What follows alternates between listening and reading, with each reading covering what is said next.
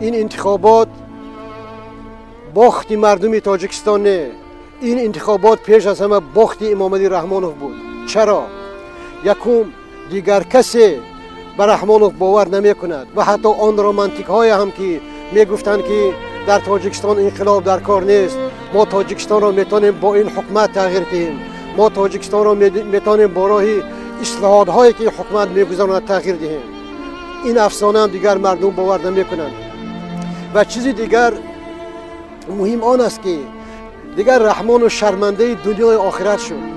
مثلا در کدام کشور دم از دموکرات میزنند که یک نفر 28 سال در سر قدرت باشد. این کدامین دموکراتی است، این کدامین آزادی است، این کدامین انتخابات است. و چیزی دیگر من باوری دارم که رحمانوف دیگر نمیتواند که یگان کاری کند، رحمانوف دیگر نمیتواند که آن وعده هایش را کند.